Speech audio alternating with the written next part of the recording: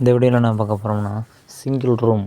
So ஒரு single room மட்டும் இருக்குது. ஸோ அதில் எப்படி சிங்கிள் ரூம் இருக்குல்ல, அதில் எப்படி ஒயரிங் நம்ம பண்ணுறதுன்னு தான் அந்த வீடியோவில் பார்க்க போகிறோம்.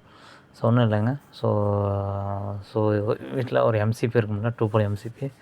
ஸோ சிங்கிள் ரூம்னால் அதில் ஒரு சுவிட்ச் போர்டு இருக்கும்.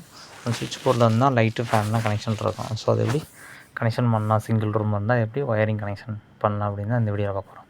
ஒரு 2 போல் எம்சிபி. ஸோ எனர்ஜி மீட்டர்லேருந்து இங்கே வரும். ஸோ இதிலேருந்து டேரெக்டாக எங்கே வருது, சுவிட்ச் போர்டுக்கு வருது. ஓகே, இதில் பார்த்திங்கன்னா 4 சுவிட்ச் இருக்குது, ஒரு ரெகுலேட்டரு, ஒரு 3 பின் சாக்கெட்டு.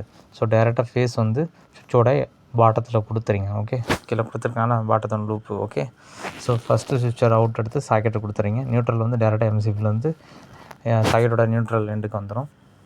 செகண்ட் சுவிட்ச் எங்கே போகுது, ஃபேஸ் அவுட்டு டேரெக்டாக லேம்புக்கு போகுது. 3வது சுவிட்சு லேம்புக்கு போகுது. 4வது சுவிட்சு டேரெக்டாக ரெகுலேட்டர்லேருந்து டேரெக்டாக ஃபேனுக்கு போகுது.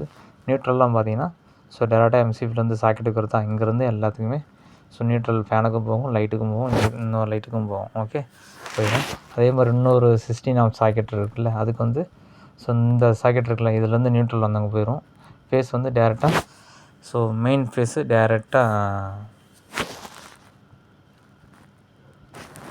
அந்த சுவிட்சோட இப்போ பாட்டத்துக்கு போகும். அவுட் வந்து டேரெக்டாக சாக்கெட்டுக்கு போயிடும். சுவிட்ச் ஆன் பண்ணால் 16 ஆம்ப் சாக்கெட் வந்து ஏறும். அப்படி தான் சிங்கிள் ரூமுக்கு ஒயரிங் பண்ணணும்.